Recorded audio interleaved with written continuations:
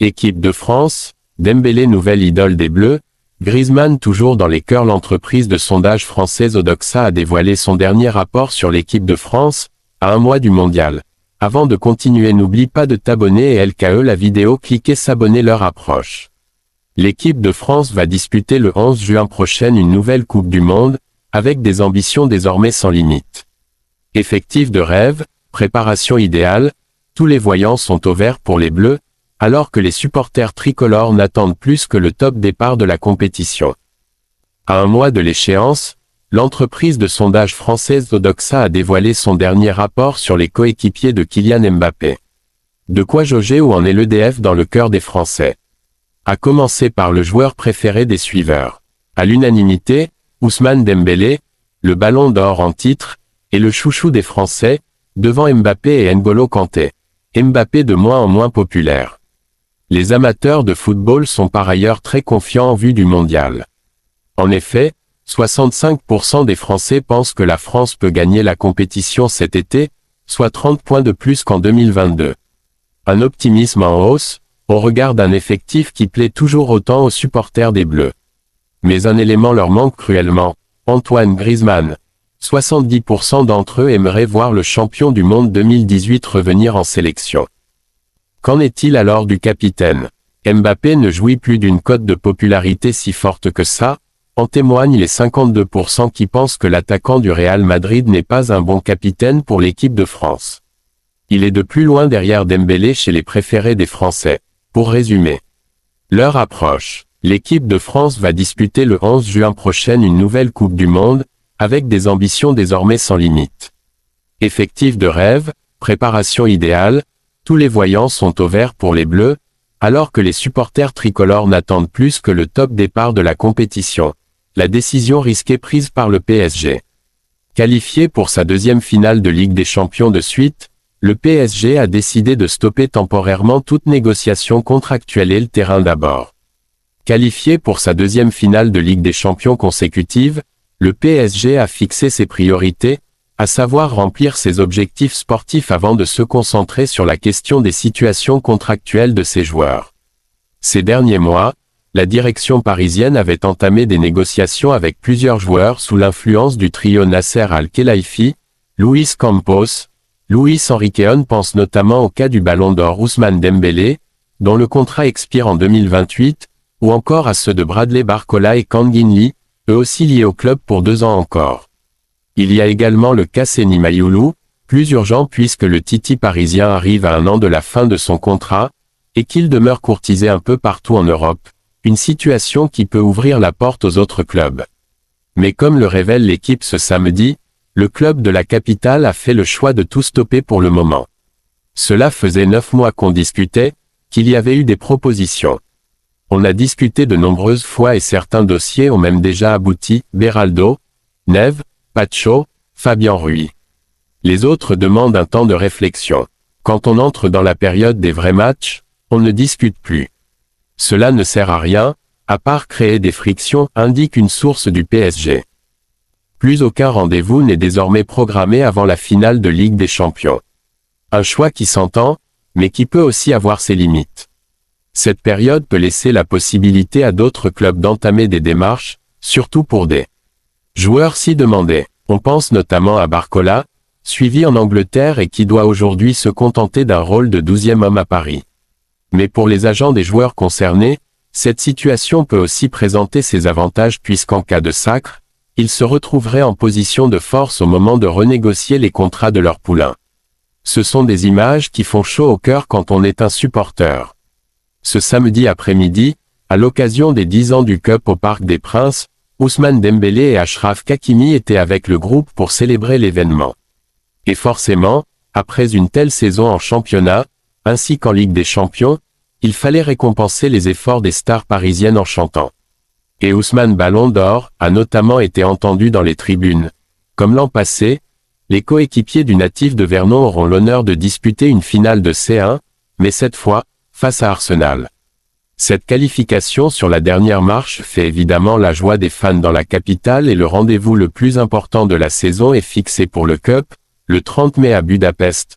Au terme de la demi-finale de Ligue des Champions entre le Paris Saint-Germain et le Bayern, 5-4, 1-1, l'attaquant parisien Ousmane Dembélé, 28 ans, 12 matchs et 7 buts en LDC cette saison, et le défenseur central bavarois Dayot Upamecano, 27 ans, 12 matchs et 1 but en LDC cette saison, qui ont tous les deux grandi à Évreux, ont partagé une belle accolade. Spontanément, l'entraîneur du PSG Luis Enrique a tenu à revenir sur cette scène ce samedi en conférence de presse. Et j'aimerais revenir sur une image de Dembélé et d'Upamecano qui se sont enlacés après le match, montrant au football qu'il n'y a ni vainqueur ni vaincu. Ils ont montré qu'il est important de savoir perdre, tu te donnes à 100% et c'est comme ça, tu dois accepter le résultat. Je dois souligner cela, l'attitude de monsieur Upamecano, et celle d'Ousmane aussi, qui était un peu plus heureux forcément. Il faut montrer aux jeunes joueurs qu'il faut savoir perdre, a insisté l'Espagnol.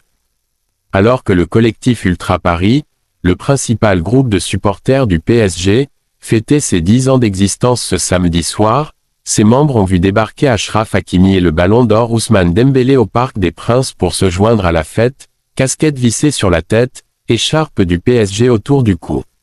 C'est dans ce style qu'Ousmane Dembélé a débarqué ce samedi soir au Parc des Princes, aux côtés d'Achraf Hakimi. Les deux stars du club de la capitale ont en effet décidé de se joindre aux célébrations du 10e anniversaire du collectif Ultra Paris, qui se tenait dans l'antre des Rouges et Bleus. Ousmane Ballon d'Or, chanté par les supporters. Le Ballon d'Or 2025, qui a apprécié la soirée, a pu entendre les chants qui lui étaient destinés et les fameux « Ousmane, Ballon d'Or » entonnés par les fans parisiens. Une belle fête prévue juste avant la réception du Stade brestois, ce dimanche 21h, qui devrait permettre aux hommes de Luis Enrique de valider quasi définitivement un nouveau sacre en Ligue 1. Le Paris Saint-Germain suit de près la situation d'Ousmane Dembélé.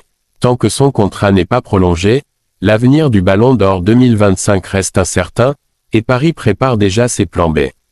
D'après Ekrem Konour et le site allemand Fußball d'Athènes, Erling Haaland figure parmi les options envisagées pour remplacer l'attaquant français en cas de départ.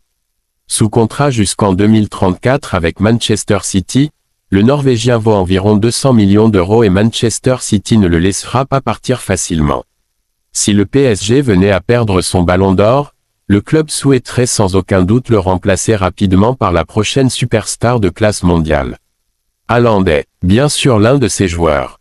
Vinicius Junior du Real Madrid pourrait également être une option, précise le journaliste. Luis Enrique n'a pas demandé d'investissement immédiat, mais la situation reste surveillée de près par Nasser Al-Khelaifi.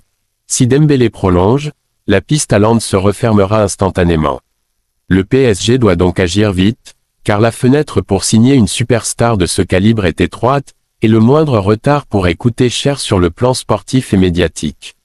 Mercredi, le PSG a validé sa qualification pour la finale de la Ligue des Champions aux dépens du Bayern Munich.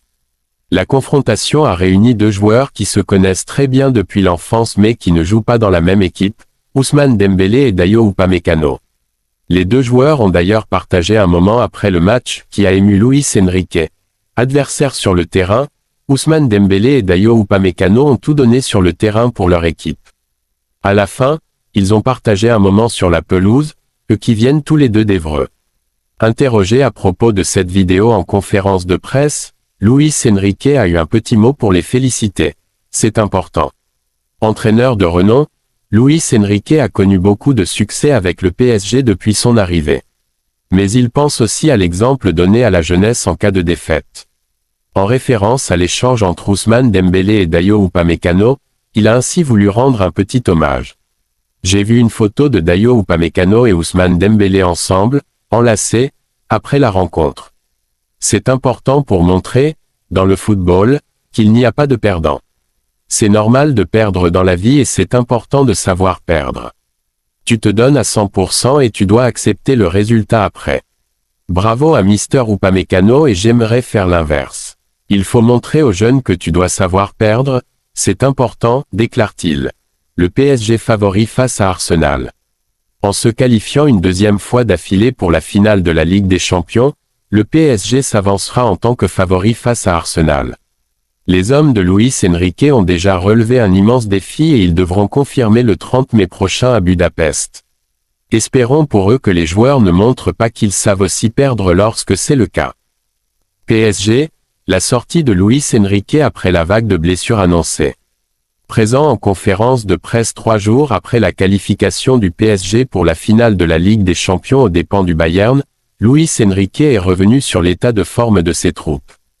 Alors que Willian Pacho, Nuno Mendes et Warren Zaïre-Emery se sont ajoutés à la liste des blessés, le technicien espagnol s'est voulu rassurant commentaire. 17. Ligue 1. PSG, la sortie de Luis Enrique après la vague de blessures annoncée. Présent en conférence de presse 3 jours après la qualification du PSG pour la finale de la Ligue des Champions aux dépens du Bayern, Luis Enrique est revenu sur l'état de forme de ses troupes.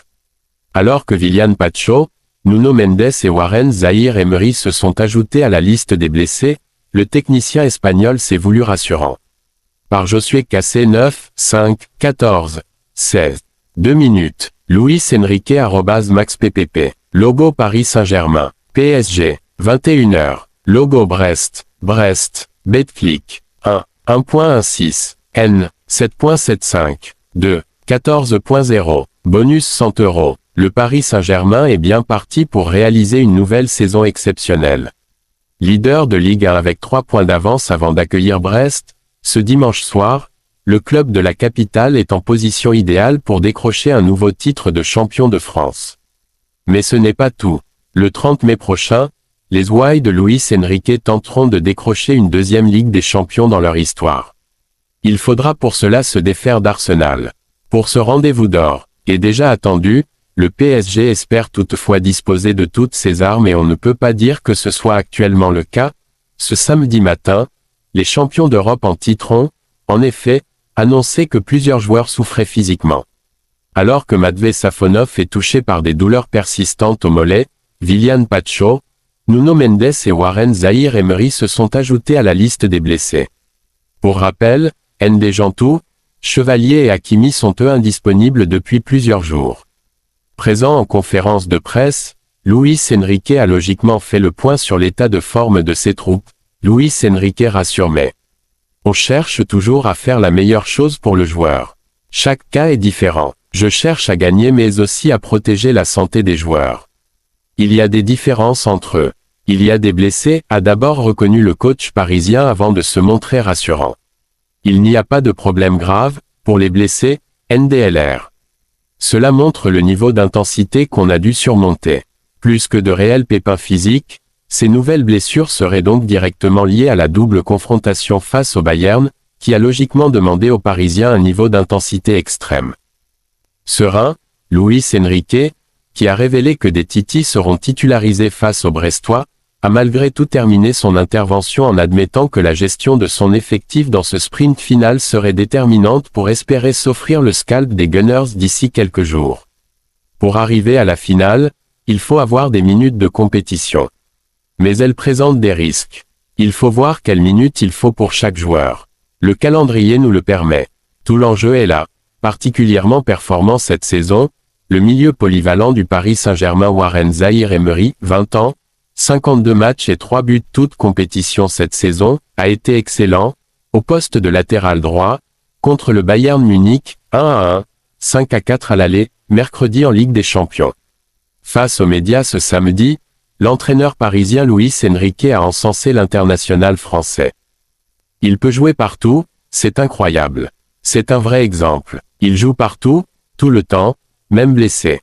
Quel niveau, où qu'il soit sur le terrain, il est important pour l'équipe, a apprécié l'ancien coach du FC Barcelone. De retour à un excellent niveau après un exercice 2024 à 2025 compliqué, Zaïre-Emery s'impose comme un atout essentiel pour le PSG. Alors que la fin de la saison approche et qu'une nouvelle finale de Ligue des Champions arrive, Luis Enrique ne veut pas galvauder la réception de Stade Brestois 29 dimanche, 21h, dans le cadre de la 33e journée de L1. D'abord parce que ce sera le dernier match au parc cette saison, et parce que le PSG peut se rapprocher du titre. Deux motivations suffisantes pour l'Espagnol. Avant de se plonger dans la préparation de cette rencontre, Le technicien a aussi eu un mot pour une scène aperçue après la demi-finale retour mercredi à Munich.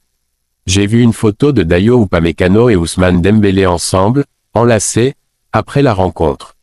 C'est important pour montrer, dans le football, qu'il n'y a pas de perdant. C'est normal de perdre dans la vie et c'est important de savoir perdre. Tu te donnes à 100% et tu dois accepter le résultat après. Bravo à Mister Upamecano et j'aimerais faire l'inverse. Il faut montrer aux jeunes que tu dois savoir perdre, c'est important. La causerie de Vincent Duluc. Abonnez, il y a beaucoup de blessés pour la réception de Brest dimanche. Allez-vous faire appel à des jeunes du centre de formation? Il y aura des titis dans le groupe. Je n'espère qu'aucun ne sera critiqué après une erreur comme on l'a vu avec Pierre Mougang contre FC Lorient. C'était catastrophique. Aucun blessé n'est très gravement touché, mais c'est vrai que l'intensité de ces deux matchs laisse des traces. Mais rien de grave. Désiré Doué pourrait jouer son 100e match avec le PSG. Il est parmi les meilleurs physiquement. Est-ce que, on a beaucoup d'informations sur les joueurs, physiques et techniques, mais je préfère regarder la communication non verbale des joueurs, qui te donne beaucoup d'informations. Concernant Désiré Doué, c'est un joueur très important, très jeune, mais avec beaucoup de qualités individuelles et physiques. On cherche la meilleure version de chaque joueur. Il est dans ce processus d'amélioration permanent. Pouvez-vous nous expliquer les consignes données à Matvei Safonov mercredi à Munich? Ce qui est important, c'est que tous les supporters veulent voir le PSG gagner. Ils ne veulent pas savoir comment tu joues. Ils aiment la manière dont on jouait. Après chaque match, on parle des détails. Mais je n'ai aucune intention de donner des informations à l'adversaire. On cherche la meilleure façon de gagner les matchs. J'ai revu le match, je suis très fier de ce qu'on a fait. On a cherché à gagner le match, on a tout fait pour gagner le match, c'était le plus important. Après, les détails, c'est plus joli pour les journalistes, mais je ne suis pas intéressé. Ils s'appellent, frérot, entre eux, ils passent beaucoup de temps ensemble et c'est un vrai plaisir de vivre ça. Depuis mercredi, il y a beaucoup de louanges autour de vous et de votre staff. Comment le prenez-vous? Depuis le premier jour, j'ai eu le soutien de tous, du président, de la direction sportive et des supporters. On a eu ce soutien, c'était très clair. Après, si on fait le même exercice avec la presse, c'est différent, rire. Mais j'aime ce type de relation, je n'ai aucun problème. Tu gagnes un match, tu es très aimé, et tu perds, tu te retrouves à côté de la tour Eiffel pour te faire tomber. Dans ce groupe, on parle souvent d'une famille. Comment l'avez-vous construite? En tant qu'entraîneur, je ne peux rien faire. Cela dépend de la qualité individuelle et de l'éducation de chaque joueur. Ils s'appellent, frérot, entre eux, ils passent beaucoup de temps ensemble et c'est un vrai plaisir de vivre ça et d'être dans cette famille avec le staff, les intendants, les docteurs, tous les gens autour du club. On est content de cette famille et on est content de venir chaque jour pour s'entraîner. C'est important pour avoir des résultats. On a l'impression que vous avez retrouvé de l'efficacité offensive ces dernières semaines. Est-ce le fruit d'un travail à l'entraînement? On fait le travail habituel, mais quand tu vois les capacités de nos attaquants, milieux, latéraux, ils peuvent conclure les actions et tu peux voir leurs qualités individuelles. Cela dépend de l'entraînement, bien sûr, mais aussi de tout ce qu'ils ont fait avant d'arriver ici. Mais on cherche aussi à reproduire à l'entraînement certaines situations de match. Toute l'actualité du PSG. Mercredi soir au Parc des Princes, le PSG a arraché sa qualification face au Bayern Munich, 1-1, après un 5-4 à l'aller, grâce à une préparation tactique millimétrée.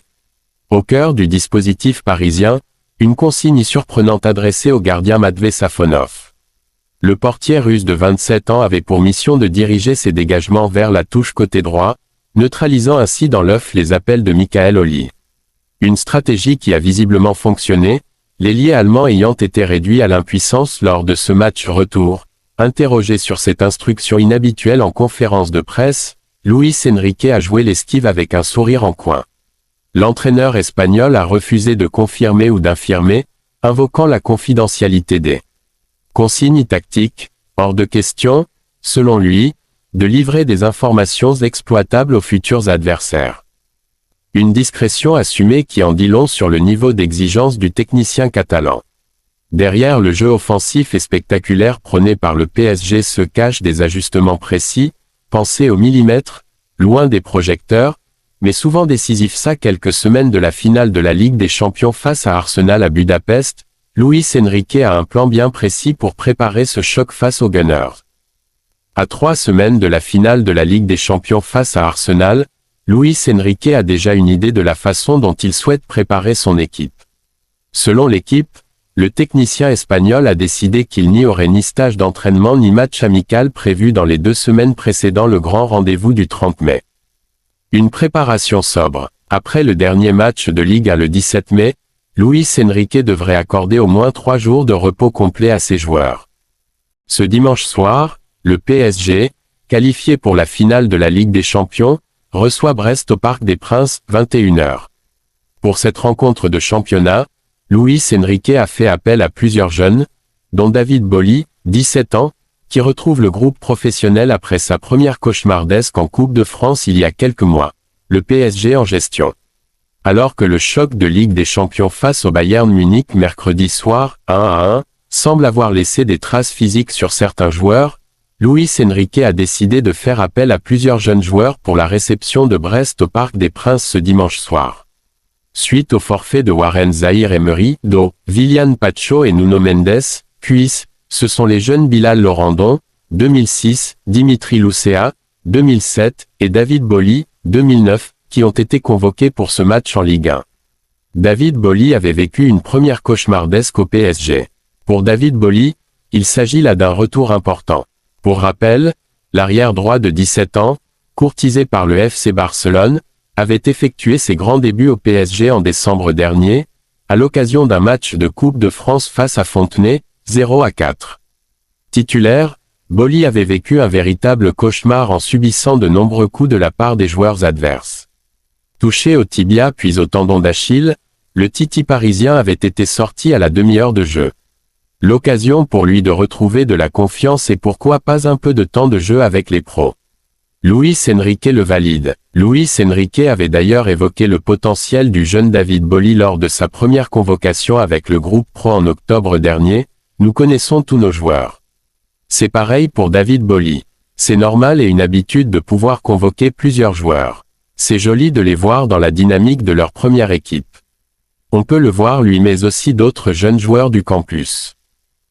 Article lié. C'est un fumier, le jour où Mbappé s'est fait recadrer en pleine fête avec les joueurs du PSG. PSG, Désiré Doué le fait halluciner, c'est un avion de chasse. Le Paris Saint-Germain et Luis Enrique manifestent un intérêt concret pour Julián Álvarez, l'attaquant vedette de l'Atlético de Madrid. L'international argentin souhaite quitter la capitale espagnole dès l'été prochain pour rejoindre le projet parisien et collaborer avec le technicien espagnol. L'aventure de Julián Álvarez avec les Colchonros touchera bientôt à son terme. Selon les informations de la Cadena SER, le joueur exprime une volonté ferme de départ et affiche un intérêt majeur pour une signature au PSG. Si aucun contact officiel n'existe encore entre les deux clubs, la direction madrilène soupçonne l'entourage du champion du monde d'avoir déjà entamé des discussions secrètes avec d'autres écuries européennes. L'Atlético de Madrid espère officiellement conserver son actif, mais la détermination de l'attaquant fragilise cette position. Une valeur marchande liée aux performances internationales. Julián Álvarez dispose d'un contrat longue durée jusqu'en juin 2030, ce qui place encore son club en position de force pour les négociations. L'Atlético refuse toute vente à bas prix et attend une offre colossale pour céder son joyau. La presse espagnole annonce d'ailleurs qu'une première proposition du PSG arrivera très prochainement sur les bureaux des dirigeants madrilènes. Ce dossier risque toutefois de durer tout l'été car une bonne performance de l'Argentin lors de la prochaine Coupe du Monde augmentera inévitablement sa cote sur le marché. À lire aussi, FC Barcelone, Julián Álvarez, il y a un dernier espoir. Pour le Paris Saint-Germain, cette cible représente une opportunité idéale afin de renforcer un secteur offensif déjà bien intéressant. Surtout, cet intérêt vient confirmer les rumeurs concernant un possible départ de Gonzalo Ramos, jamais titularisé lors des grosses échéances. Le club de la capitale mise sur la polyvalence et l'instinct de buteur du joueur pour briller lors de la prochaine édition de la Ligue des Champions. Les semaines à venir seront décisives pour connaître l'issue de ce bras de fer entre Julián Álvarez et sa direction. Le PSG prépare doucement mais sûrement son mercato d'été, après avoir ciblé ses deux cibles prioritaires pour se renforcer en attaque. Depuis plusieurs saisons, le tandem formé par Luis Campos et Luis Enrique s'impose comme une référence sur le marché des transferts. Porté par la vision du technicien espagnol, le PSG a considérablement changé sa stratégie, privilégiant désormais des recrutements ciblés plutôt que des dépenses excessives. L'été dernier, le club parisien s'était d'ailleurs contenté des arrivées de Lucas Chevalier et Illia Zabarni, estimant inutile de recruter une alternative à Achraf Hakimi ou un nouvel avant-centre. Une nouvelle fois, les choix de l'entraîneur asturien ont porté leurs fruits. Pour la deuxième saison consécutive, Paris disputera la finale de la Ligue des Champions et nourrira l'ambition d'aller chercher une deuxième étoile sur la scène européenne. Une réussite sportive qui valide encore davantage la politique menée ces derniers mois. Le PSG avance ses pions. Le prochain mercato pourrait toutefois être plus animé du côté du PSG, particulièrement dans le secteur offensif. Certains mouvements restent envisageables alors que le jeune Ibrahim Mbaye attire plusieurs clubs anglais et que Gonçalo Ramos voit régulièrement son nom associé à des équipes italiennes et espagnoles. En parallèle, les dirigeants parisiens auraient déjà identifié leurs deux grandes priorités pour renforcer l'attaque. À lire aussi, de nombreux absents pour le PSG contre Brest, des titis présents. PSG, Arsenal, une très mauvaise nouvelle tombe pour les supporters parisiens. Le profil de Julián Álvarez séduit particulièrement le PSG, et plus encore Luis Enrique.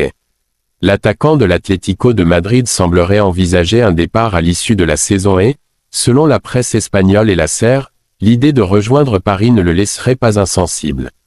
Malgré l'intérêt du Barça et d'Arsenal, l'international argentin apprécierait la perspective d'évoluer sous les ordres de Luis Enrique dès la saison prochaine. L'autre priorité offensive parisienne serait tout aussi enchantée à l'idée de rallier la capitale. À 24 ans, Marnakliouche semble fin prêt pour le grand saut. Selon l'équipe, l'offensif monégasque est toujours suivi par le PSG et très apprécié en interne, alors que le club avait tenté de l'attirer l'été dernier, bien que freiné par les demandes financières exorbitantes de l'ASM. L'international français qui devrait disputer la Coupe du Monde 2026 avec les Bleus a d'ailleurs sorti deux énormes performances cette saison au Parc des Princes. De quoi séduire. Pour résumer, depuis plusieurs saisons, le tandem formé par Luis Campos et Luis Enrique s'impose comme une référence sur le marché des transferts. Porté par la vision du technicien espagnol, le Paris Saint-Germain a considérablement changé sa stratégie, privilégiant désormais des recrutements ciblés plutôt que des dépenses excessives. Les consignes envers Matvei Safonov, gardien du Paris Saint-Germain âgé de 27 ans étaient claires lors de la demi-finale retour de Ligue des Champions face au Bayern Munich, 1-1, 5 à 6 scores cumulés, dégager le ballon en touche à chaque 6 mètres, notamment du côté droit. Une consigne qui a fait réagir Christophe Dugarry, champion du monde 98 désormais consultant sur les ondes de RMC. Dugarry, c'est super, qu'il se mette au rugby alors. Je n'y crois pas une seule seconde. Il vise un côté, après il est maladroit, alors le grand Luis Enrique, sa tactique ce serait d'envoyer les ballons en touche. C'est super, qu'il se mette au rugby alors. Je veux bien qu'on mette la pression sur les côtés pour embêter l'adversaire mais quel est l'intérêt de faire ça? S'il est si difficile pour un consultant de comprendre la tactique d'un coach imposé en demi-finale de Ligue des Champions qui a permis d'obtenir la qualification en finale, relève du non-sens. Pour s'occuper notamment d'Olise et l'attaque bavaroise, Luis Enrique a dû trouver des stratégies et celle-là en était une. Cette dernière a porté ses fruits et a largement contribué au match nul ainsi qu'à la qualification. À ce stade, on ne peut que saluer la prestation qu'elle, vienne du banc ou de la pelouse. Ces rencontres se jouent sur des détails et ses dégagements en touche en étaient un, qui ont fait en fin de compte la différence devant la stratégie bavaroise. C'est dommage que Dugarry, un spécialiste au micro de l'un des grands médias français, ne puisse pas le reconnaître. N'oublie pas de t'abonner et LKE et partager, activer la cloche de notification pour ne rien manquer à la prochaine fois Inch'Allah.